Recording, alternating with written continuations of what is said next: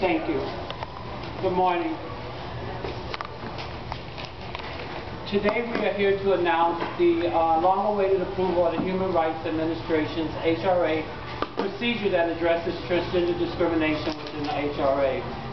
Transgender and gender nonconforming people have traditionally faced extreme, abusive, and unjust discrimination when accessing services in the government benefits. In New York, traditionally through the HRA, some transgender people have been denied to even apply for benefits and told to come back when they're dressed like their proper gender. In 2005, transgender and gender nonconforming communities in New York City came together to fight back, urging the HRA to end the widespread transphobia, discrimination, and harassment for transgender and gender nonconforming people in New York City. That committee and the HRA developed the best practices procedure for serving trans and gender nonconforming people. And the new procedure is based on that document. Unfortunately, that document laid on the shelves and was never implemented nor adopted by the HRA. The procedure is important because it's the greatest fundamental right to be free and to live to live our minds and our hearts as guide us. But the transgender and gender nonconforming people, what is the value of freedom if we are afraid to seek life-sustaining services? If we are discriminated against, made fun of, or made to feel less than human? Hopefully this procedure will change the outdated ways of thinking that some people seem unable to let go of. Jane Corbett, Executive Deputy Commissioner of HRA, and Kavita Hara, HRA Director of the Office of Refugee and Immigrant Rights, have been working alongside community groups for the last 2 years to develop HRA procedures on serving transgender and gender nonconforming folks. It seems like an eternity since we started back to this campaign 2 years ago. It has been a rocky road, and meetings at times have been heated.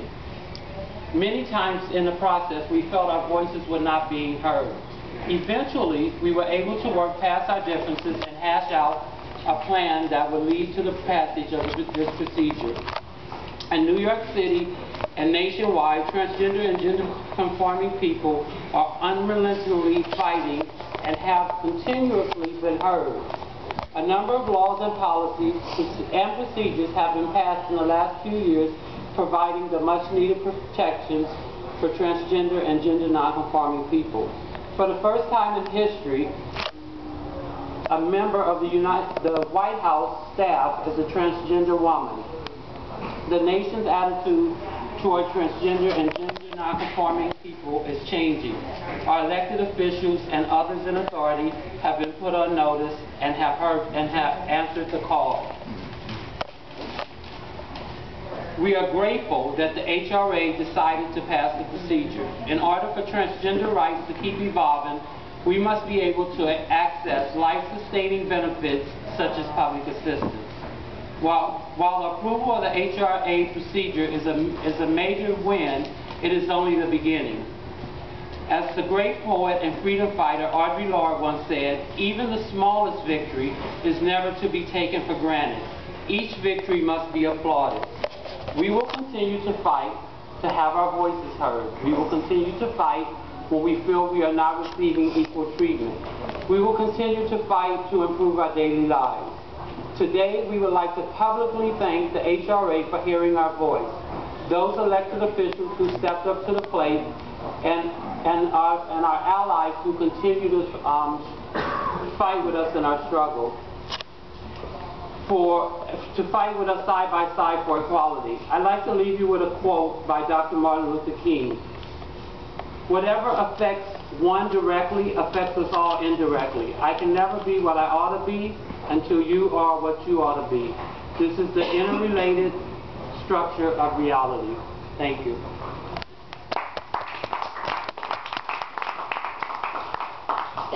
So we're really pleased to have Jane Corbett here with us, who's going to speak next. She's the Executive Deputy Commissioner of the Human Resources Administration, and she's going to talk about the policy.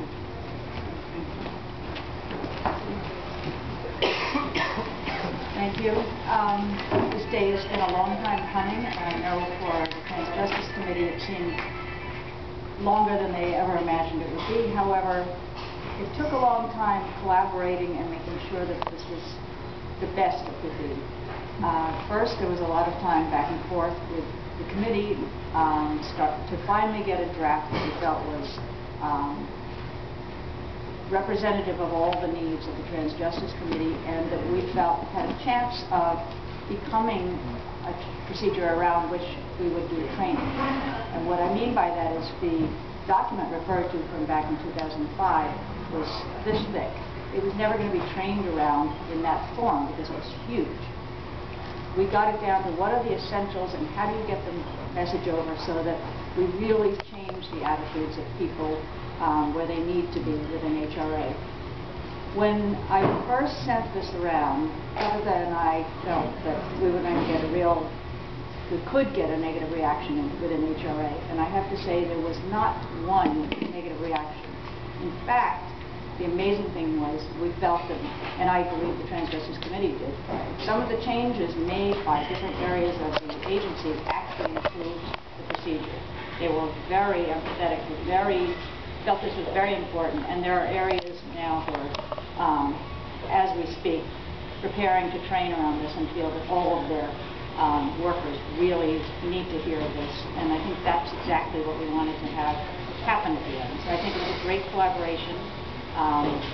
Even with its ups and downs, I certainly enjoyed our work how it did, and thank you for bearing with us and your patience, and I'm glad we have a good product at the end. Congratulations to you all. As Tracy said, that we had elected officials fighting alongside us, and we're pleased to have Eric Botcher, who's the LGBT liaison from Christine Quinn's office.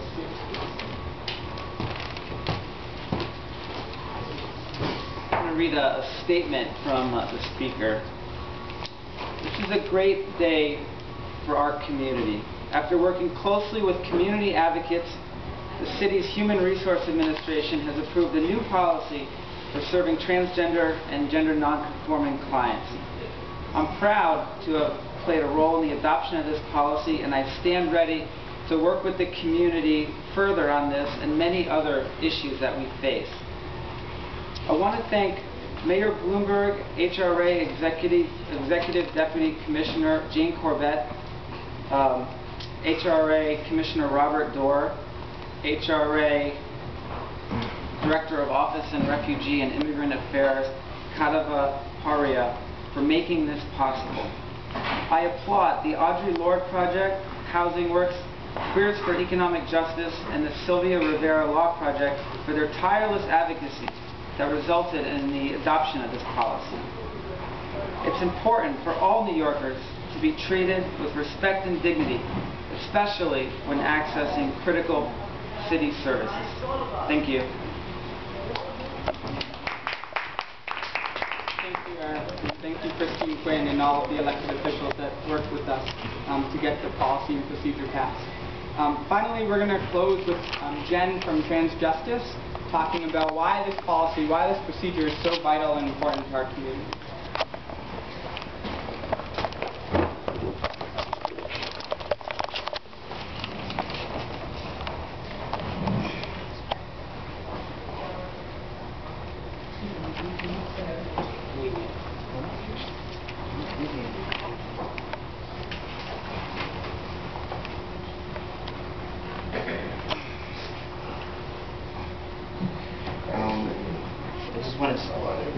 I just want to say that this procedure is important because before it was passed, lots of the trans and gender conforming communities have been discriminated, have been harassed by the hands of the HRA caseworkers.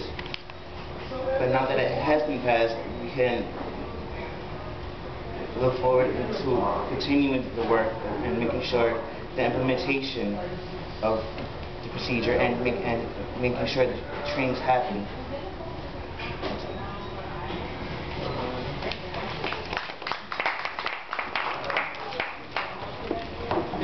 So thank you everyone for coming and hearing about our work, our major victory. This is a historic victory to pass the procedure for serving trans and gender nonconforming clients so that we can access our basic needs to survive in New York City.